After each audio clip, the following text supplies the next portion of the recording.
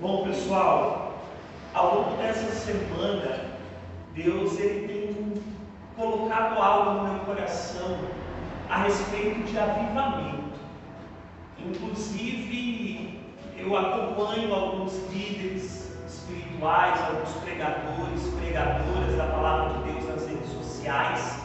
E essa semana muitas pessoas estiveram falando sobre avivamento.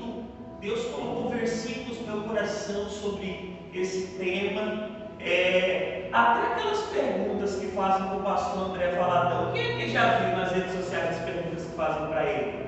Cada pergunta, né, pessoal? Haja paciência para aquele homem.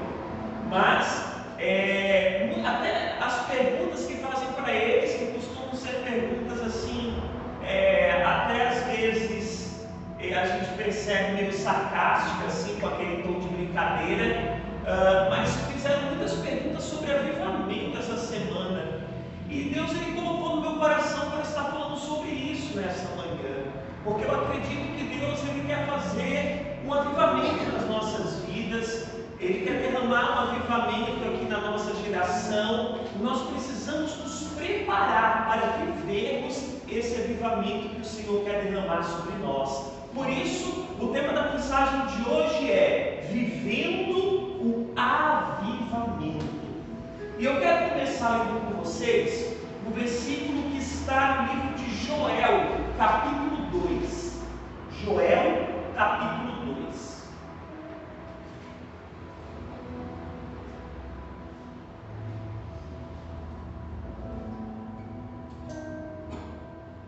Versículo 28. Diz bem assim: E há de ser que, depois, derramarei o meu espírito sobre toda a carne, e vossos filhos e vossas filhas profetizarão, os vossos velhos terão sonhos, e os vossos mancebos terão visões, e também sobre os servos e sobre as servas, naqueles dias, derramarei o meu espírito. Amém, igreja?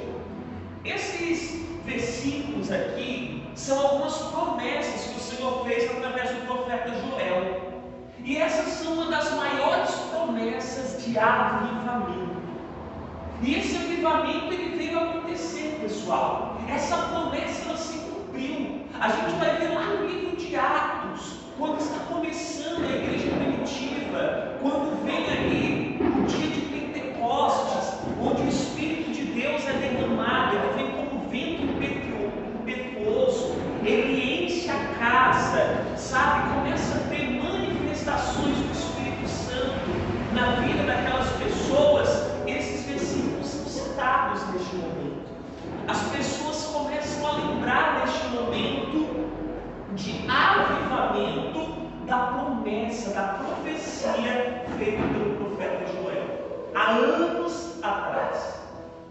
Então, pessoal, esse avivamento aconteceu, sabe? O Espírito de Deus foi derramado e as pessoas começaram ali a ter visões, as pessoas começaram a profetizar, a falar em línguas estranhas, e foi um grande avivamento que aconteceu. Pessoas se rendendo a Jesus, pessoas sendo salvas, pessoas recebendo o Espírito Santo na vida delas. E um dos segredos da igreja primitiva ter crescido tanto, mesmo no meio de tantas lutas, de tantas perseguições, sabe, de tantas coisas, dificuldades que eles enfrentavam, tantas ameaças, inclusive mortes aconteceram, prisões, mesmo no meio de tudo isso, a igreja primitiva ela se expandiu, a igreja primitiva ela cresceu, e um grande motivo é porque eles estavam vivendo esse grande avivamento através do Espírito Santo que foi derramado sobre a vida deles. Amém? E antes da gente entrar mais na mensagem, eu quero primeiro ler com vocês o significado da palavra avivamento, para vocês entenderem o que realmente é esse avivamento. Então vamos lá. Avivamento significa o seguinte: os avivamentos são acontecimentos, ditos moveres espirituais, em que há transformação de vidas em grande número.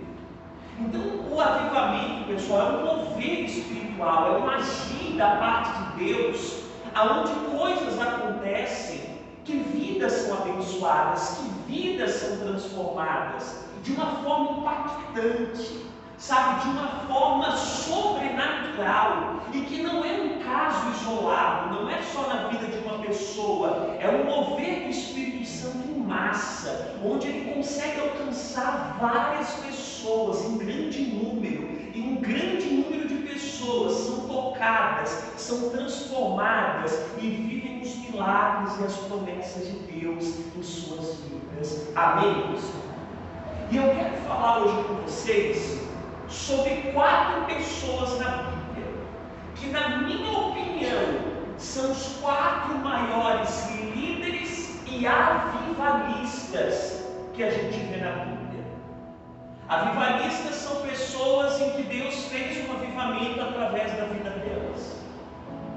Então, na minha opinião, são os 4 maiores líderes e avivalistas que tem na Bíblia. São 4 homens que tinham grandes propósitos de Deus para a vida deles, e que eles não só tinham propósitos, mas eles viveram esses propósitos. São 4 grandes homens que participaram de um grande avivamento que aconteceu em suas gerações, e que eles tiveram grande parte nisso. Eles foram os canais de Deus para abençoar aquele povo daquela geração. Pastor, quem são esses 4 homens? Eu quero falar hoje sobre Moisés, Davi, Jesus e Paulo. E o que esses 4 homens eles tinham em comum e que fizeram com que eles vivessem esse grande avivamento em suas gerações? A gente vê Moisés vivendo um grande avivamento de libertação e de milagres. A gente vê Davi vivendo um grande avivamento de louvor, adoração a Deus, vitórias, conquistas. A gente vê Jesus vivendo um avivamento de ensinamento da verdade, de milagres e principalmente de salvação. A gente vê Paulo vivendo um grande avivamento de milagres, de expansão do Evangelho, de curas, maravilhas e salvação também.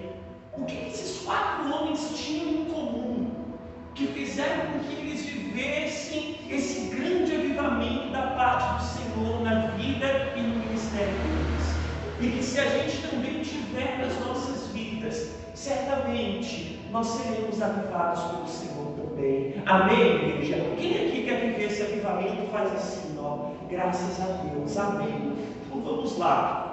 Primeira coisa que eu percebi que esses homens tinham em comum é o seguinte: eles tinham uma vida de comunhão e intimidade com Deus. Esses 4 homens que foram ali grandes líderes, grandes avivalistas, eles tinham isso em comum. Eles eram homens que tinham comunhão e intimidade com Deus. A gente vê a intimidade de Moisés começar naquela sarça. A gente vê a intimidade de Moisés permanecendo quando ele estava naquele processo de libertar o povo do Egito, de falar com o faraó, e sempre obedecendo às direções de Deus. A gente vê a intimidade de Moisés com Deus nos montes, no meio do deserto. A gente vê várias fases da vida dele, mas ele sempre tendo intimidade com Deus. A gente vê Davi dentro do seu quarto, orando, jejuando e buscando a Deus, se humilhando perante o Senhor. A gente vê na Bíblia que diariamente Jesus ele se retirava para orar. A gente vê Paulo falando com a igreja: orem sem cessar, sejam cheios do Espírito Santo. Um homem que chegou ao 3º céu, a Bíblia fala. Naquela época eles tinham uma cultura de que o 1º céu é esse céu que a gente consegue enxergar, onde ficam as nuvens e tal. O segundo céu era onde ficavam, né, os astros, coisas do tipo. E o terceiro céu era onde Deus habitava. Então a Bíblia fala que ele chegou no terceiro céu. Sabe, será que esse homem que viveu essa experiência de ser arrebatado em espírito até onde Deus habitava, será que ele tinha intimidade com Deus? Então eu percebi, pessoal, que esses homens eles tinham intimidade com o Senhor, eles tinham comunhão, eles buscavam isso. E pessoal, se nós queremos viver algo diferente das demais pessoas, nós precisamos fazer algo diferente do que elas fazem. Se nós queremos viver algo maior, se nós queremos viver mais do que essas pessoas, nós precisamos fazer mais do que elas. Nós precisamos buscar mais, nós precisamos nos entregar mais, se nós queremos viver mais. E esses homens fizeram mais. Moisés fez mais do que o restante das pessoas na geração dele. As pessoas falavam: não, Moisés, suba você no monte para falar com Deus. O que ele falar contigo, aí você passa o recado para a gente. Ou seja, aquelas pessoas não tinham a mesma disposição de Moisés de subir ao monte e buscar pela presença do Senhor. Era mais fácil ouvir a voz de Deus através de alguém que buscava essa intimidade. Só que, pessoal, nem sempre mais fácil é o melhor. Na maioria das vezes, mais fácil não é o melhor. Vale mais a pena a gente pagar o preço para nós termos as nossas intimidades com Deus, a nossa comunhão com Deus. Nós não podemos nos acomodar de querer ouvir a voz de Deus só através do nosso líder, porque Moisés era o líder daquele povo. Nós não podemos nos acomodar de ouvir a voz de Deus só através dos pregadores, dos profetas, enfim. Nós temos que botar no nosso coração: eu quero ter a minha comunhão com Deus, a minha intimidade com Deus, as minhas experiências com Deus. Nós temos que fazer mais. Davi fez mais do que aquelas outras pessoas. Sabe, você não vai ver um rei de Israel adorando a Deus, louvando a Deus com o povo, como Davi fazia. Até dançar, Davi dançava na presença de Deus. Jesus, ele fez muito mais do que as pessoas que estavam na geração dele. Paulo, então, o próprio Paulo fala que ele fez mais do que os outros apóstolos. Ele fez mais. Então, pessoal, se nós queremos viver mais, nós precisamos fazer mais. Se nós queremos viver algo maior, algo melhor, precisamos nos entregar mais ao Senhor. Esses homens, eles viveram mais do que as outras pessoas, porque eles fizeram mais. Esses homens, eles foram diferentes. Eles viveram algo diferente, porque eles foram diferentes. Eles pensavam diferente, eles falavam diferente, eles agiam diferente. E se nós queremos viver esse avivamento na nossa vida, nós precisamos buscar mais ao Senhor. Nós precisamos nos entregar mais a Ele, para que mais o Senhor seja derramado nas nossas vidas. Amém, igreja? Amém? Amém. Tá bom, vamos lá. Segunda coisinha que eu quero falar com vocês.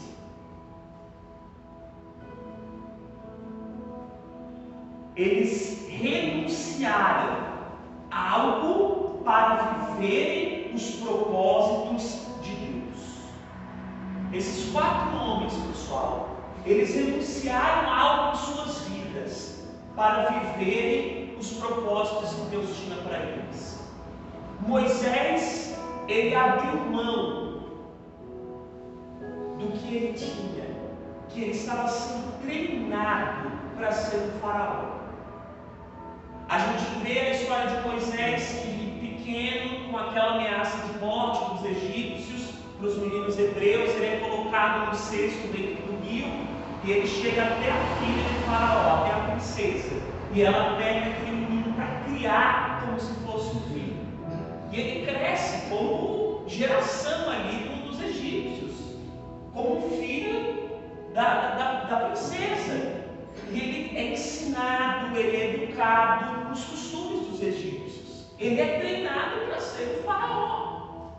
E aí tem aquele acontecimento onde ele acaba matando o egípcio, ele precisa fugir e tal, mas depois de 40 anos ele volta. Eu acredito que quando o novo faraó, que era praticamente o irmão de Moisés, ele vê Moisés, ele acredita que Moisés está voltando para viver no palácio, para exercer a função para a qual ele foi treinado. Mas não, Moisés ele volta para cumprir o seu propósito, que é de ser libertador do povo que estava na escravidão.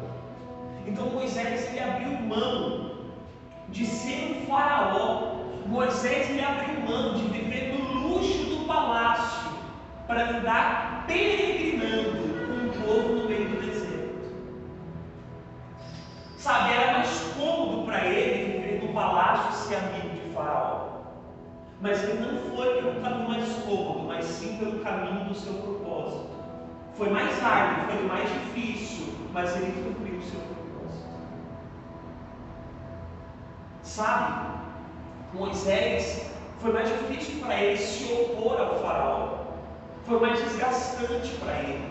Sabe, não foi tão confortável ficar andando pelo deserto, mas esse era o seu propósito, por isso ele viveu esse grande avivamento. Que provavelmente se ele tivesse continuado lá no palácio, esse avivamento que ele viveu, jamais ele viveria.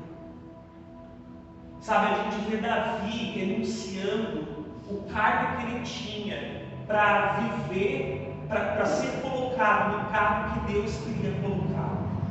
Sabe por quê? Um exemplo, naquela situação que ele enfrenta o gigante, era a função de Davi lutar contra o gigante, pessoal? Era? Aquilo era a função de quem? Dos soldados, dos generais, das pessoas que faziam parte do exército de Israel. Davi abriu mão da sua vida de civil para viver uma vida militar. Davi ele abriu mão da função que ele tinha para viver a função que Deus estava destinando para ele. Ele poderia muito bem falar: isso não é a minha função, guerrear com gigantes, isso é a função dos soldados. Eu não sou soldado. Mas Deus deu a direção para ele lutar com aquele gigante, e assim ele fez. Então Davi ele renunciou muitas coisas para viver o que Deus tinha para ele. Sabe, pessoal, não se esconda, não entregue para Deus menos do que aquilo que Ele tem pedido para você entregar. O que Deus pediu para Davi entregar naquele momento era a coragem dele para lutar com aquele gigante. Ele poderia muito bem falar: não, essa não é a minha função é cuidar das ovelhas. Ele continuou cuidando das ovelhas, mas ele também enfrentou o gigante. Porque ele não entregou para Deus algo menor do que aquilo que Deus queria que ele entregasse. Davi não se escondeu.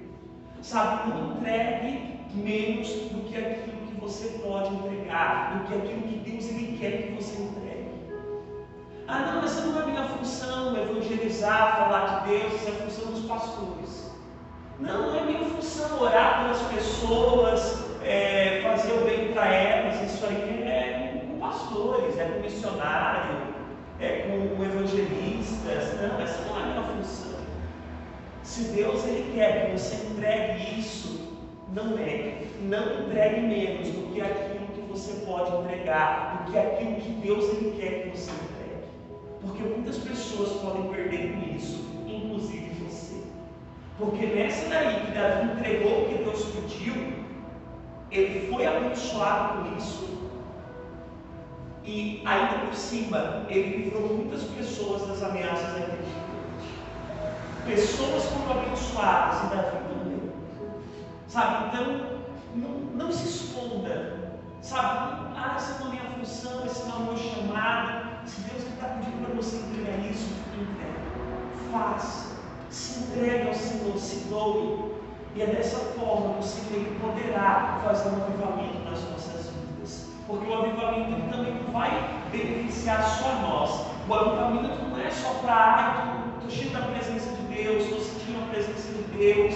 O avivamento não é só para isso. O avivamento também é para Deus nos usar para abençoar outras vidas, para nós sermos canais de bênçãos na vida de outras pessoas, instrumentos de Deus para outras pessoas serem salvas, libertas, curadas, abençoadas. Amém, pessoal? Então, segunda coisa que a gente vê em comum na vida desses homens, eles renunciaram a algo na vida deles para viver os propósitos de Deus.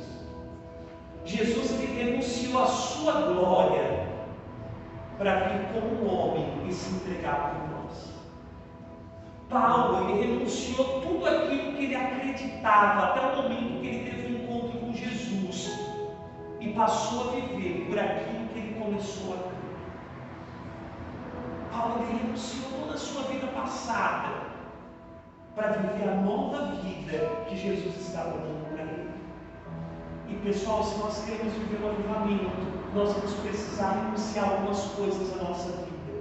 Nós vamos precisar renunciar algumas coisas da nossa vida passada, que não podem fazer parte da nossa vida no presente, se a gente quer viver um avivamento. Se nós quisermos receber mais de Deus nas nossas vidas, nós vamos precisar renunciar às nossas vontades para viver a vontade de Deus, os nossos planos para viver os planos de Deus. Nós vamos precisar renunciar muitas coisas para viver o melhor que Deus tem para as nossas vidas. Graças a Deus. Terceira coisa, pessoal, que eu vejo em comum na vida desses homens. Só um detalhe, eu já esqueci, eu quero ter um versículo com vocês sobre esse assunto, que está em Lucas capítulo 9. Lucas capítulo 9, versículo 23. Jesus diz bem assim: e dizia a todos: se alguém quer vir após mim, negue-se a si mesmo e tome a cada dia sua cruz e siga-me. Nesse versículo aqui a gente vê Jesus ele falando sobre o que? Renúncia. Se alguém quer vir após mim, negue-se a si mesmo, renúncia. Tome a cada dia sua cruz, renúncia, e siga-me, renúncia. Quantas coisas a gente não vai precisar renunciar se a gente quiser seguir a Jesus de verdade? Seguir não só de falar, eu estou seguindo a Jesus, eu creio em Jesus, eu estou indo na igreja. Não, mas seguir mesmo os seus caminhos, a sua palavra. Se a gente quiser seguir a Jesus, nós vamos precisar de renúncia. E o próprio Jesus ele disse isso. Vamos lá, terceira coisa, pessoal, que a gente vê em comum na vida desses homens. Esses homens passaram por grandes aflições e dificuldades. Eles passaram por grandes aflições e dificuldades. A gente vê cada dificuldade que Moisés enfrentou, mas a gente nunca vai ver Deus desamparando ele. A gente vai ver ele em frente ao mar e com os inimigos vindo atrás furiosos. Foi uma grande aflição. Acredito que Moisés ele ficou muito aflito naquele momento. Mas a gente não vai ver Deus desamparar. A gente vai ver Deus abrindo o mar, eles passando, chegando do outro lado e o inimigo pereceu. Sabe, eles passaram por grandes aflições. A gente vai ver o povo reclamando de fome, mas a gente nunca vai ver o povo passando fome, porque Deus ele mandava maná do céu todo santo dia. A gente vai ver algumas pessoas ingratas reclamando porque só tem esse maná, não tem outra coisa diferente para comer. Mas a gente nunca vai ver Deus desamparando esse povo. A gente vai ver esse povo enfrentando guerras contra inimigos, mas a gente vai sempre ver Deus dando vitórias. A gente vai ver esse povo sentindo sede, mas nunca morrendo de sede, porque Deus sempre fazia a água sair da rocha para matar a sede daquele povo. Sabe, pessoal, Deus nunca desamparou. A gente vai ver Davi enfrentando muitas lutas, muitas guerras, mas Deus sempre estando ali com ele, ajudando ele a vencer. Se a gente for falar das aflições de Jesus, mas Deus sempre dando força, o Pai, ajudando. Sabe, se a gente for ver Paulo também, tantas aflições que Paulo passou, prisões, foi açoitado, uma vez ele apanhou tanto, todo mundo achou que ele tinha morrido, mas ele sobreviveu.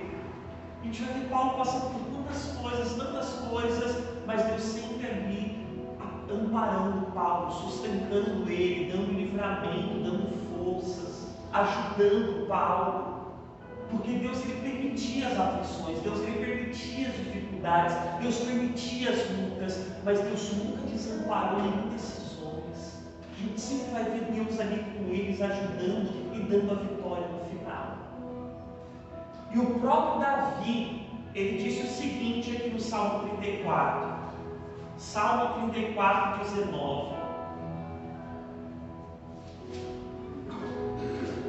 Olha o que Davi diz: muitas são as aflições do justo, mas o Senhor o livra de todas. Pessoal, por que Davi está falando isso? Porque ele viveu isso na vida dele. Ele viveu muitas aflições e ele era justo, ele não era ímpio, ele era justo.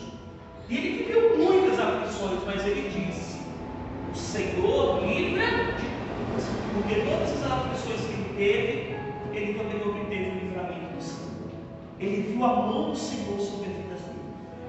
E pessoal, para a gente viver o avivamento, antes do avivamento vir, a gente vai enfrentar dificuldades. A gente vai passar por aflições. Como por exemplo, o avivamento que Moisés viveu. A libertação, o maior avivamento foi a libertação da escravidão. Mas antes disso, eles viveram anos sendo escravos. Mas depois o Senhor veio e livrou eles da escravidão. Porque o clamor deles, a Bíblia fala, o clamor daquele povo subiu até os céus. E aí foi quando Deus decidiu escolher Moisés para livrar aquele povo da escravidão. Preste bem atenção. Olha a ordem cronológica das coisas. O povo estava na escravidão e começou a clamar. O clamor do povo subiu até os céus. Deus decidiu libertar aquele povo. Para isso ele levantou Moisés.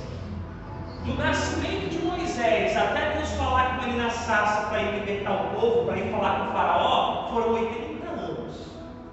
O fato daquilo que você está pedindo a Deus não ter acontecido ainda não significa que o seu clamor não está sendo ouvido. Significa que Deus está trabalhando, que no momento certo a obra vai ser feita. Por isso, não pare de clamar, não pare de buscar. Porque muitas são as aflições do justo, mas o Senhor nos livra de todas elas. Então, antes de vir o avivamento, veio a aflição. E o avivamento foi exatamente isso, o livramento da aflição. Sabe, Jesus, ele nos salvou. Mas antes de Jesus nos salvar, nós estávamos sob o jugo do pecado, sob o jugo da lei. Hoje nós vivemos pela graça, mas antes da graça vir, estivemos sob o jugo da lei. Então, pessoal, esses homens, eles passaram por aflições, eles passaram por dificuldades, mas Deus deu o livramento e a vitória. Então, antes do avivamento, porque eu disse no início da mensagem que nós precisamos nos preparar para o avivamento? Porque antes do avivamento vão vir dificuldades, vão vir lutas, vão vir pressões. Mas quando isso acabar, nós viveremos o avivamento do Senhor. Amém, igreja? Quarta coisa que eu separei aqui para vocês, que esses homens tiveram em comum, eles viveram grandes experiências com Deus. Se nós quisermos viver um avivamento em nossas vidas, nós precisamos ter experiências com Deus. E pessoal, tem experiências que a gente vai ter com Deus, que elas vão ser naturais dos acontecimentos da vida. Vão acontecendo coisas em nossas vidas e nós vamos tendo as nossas experiências com Deus. Uma luta que a gente enfrentar e a gente vai ver Deus nos dando livramento, abrindo uma porta para a gente. Algo do tipo. Às vezes a gente vai passar por alguma coisa e ver o agir de Deus e ter ali uma experiência com o Senhor. Mas pessoal, tem experiências que a gente só vai ter se buscarmos. Tem experiências que só vão acontecer se a gente buscar por elas. Tem experiências que a gente precisa buscar para a gente viver. Que se a gente não buscar, nós não vamos viver essas experiências. Sabe, a gente vê cada experiência que Moisés teve com Deus. A gente vê cada experiência que Davi teve, que Jesus teve, que Paulo teve. Sabe, Paulo mesmo, ele foi totalmente transformado quando ele teve aquela experiência, aquele encontro com Jesus no caminho de Damasco, aonde ele fica cego, ele cai do cavalo e ele não consegue enxergar nada, mas ele ouve uma voz falando com ele, que era a voz de Jesus. E ele não conseguia enxergar nada, apenas ouvir a voz de Jesus. E ele foi guiado por essa voz. Ele ficou ali cego por alguns dias, mas guiado pela voz de Jesus. E Jesus leva Paulo até a casa de um homem, onde este homem ora por Paulo e Paulo é curado daquela cegueira. Sabe, ele teve uma experiência com Jesus. É essa experiência que a gente precisa ter. E depois dessa experiência, ele nunca mais foi o mesmo, ele foi totalmente transformado. Foi um outro homem. Se nós quisermos viver esse avivamento, essa transformação, a gente precisa ter uma experiência com Deus, pessoal. Um encontro com Ele, algo sobrenatural. Paulo, ele foi transformado porque ele teve uma experiência com Jesus. Eu não estou falando que na sua vida precisa acontecer exatamente o que aconteceu com Paulo. Não é isso. Mas eu quero dizer que a gente precisa ter experiências com Deus. Nós precisamos disso. E assim virá o avivamento. Quinta coisa que eu quero falar aqui para vocês, que eles tinham em comum, é que esses homens, eles se doaram para as pessoas. A gente não vai ver, pessoal, nenhum egoísmo da parte desses homens. Pelo contrário, a gente vai ver algo chamado de altruísmo. Pastor, o que é uma pessoa altruísta? Uma pessoa altruísta significa o seguinte: pessoa que não age por interesse, pessoa que busca ajudar o próximo sem ter em conta os seus interesses pessoais, pessoas que fazem ações voluntárias que beneficiam a outros. Então, uma pessoa altruísta é o contrário, o oposto de uma pessoa egoísta. É aquela que faz o bem para o próximo sem pensar nos seus interesses pessoais. A gente vai ver, pessoal, que o propósito que Deus tinha para a vida desses homens não tinham tanto a ver com eles, mas sim com pessoas. O principal propósito da vida de Moisés é libertar as pessoas da escravidão. O principal propósito da vida de Davi, governar com justiça o povo de Israel. O principal propósito na vinda de Jesus aqui na terra, salvar as pessoas, a humanidade. O principal propósito de Paulo, levar o Evangelho às pessoas, ao maior número de pessoas possíveis. Então a gente vê que o propósito que Deus tinha na vida desses homens tinha um pouco a ver com eles, mas na maior parte tinha a ver com as pessoas. E nas nossas vidas é assim também. Sabe, o propósito que Deus tem para a nossa vida não é para beneficiar só nós mesmos, mas que outras pessoas sejam abençoadas quando a gente estiver cumprindo o nosso propósito. Vamos dar um exemplo, que uma pessoa tem um sonho de escrever um livro. Qual o principal propósito de uma pessoa escrever um livro? Não é que ele seja editado, que ele seja bem editado, publicado, venha fazer sucesso, vender bastante, se tornar best-seller e a pessoa fique rica. Isso é consequência. O principal propósito é o quê? Ajudar as pessoas que vão ler aquele livro. Ajudar as pessoas que vão ler e obter ali conhecimento e ter a vida transformada. O benefício pessoal de fama, riqueza, reconhecimento, elogio, é só uma consequência, não é o propósito. O propósito é ajudar as pessoas. O nosso trabalho, sabe? A função que você tem, o propósito, ajudar pessoas. O salário, o pagamento, o reconhecimento é uma consequência. E quanto melhor você ajudar as pessoas, mais bem você fizer, melhor vai ser o reconhecimento que você vai ter. Isso é uma consequência do quanto de bem, de benefício a gente vai trazer para a vida das pessoas. Ah, pastor, mas só quer dizer que então no trabalho a gente nunca quer ganhar mais dinheiro. Claro que quer, mas é o que eu estou falando. É uma consequência. Se você fizer com o intuito só de querer ganhar o dinheiro, de ter o reconhecimento, não vai para frente.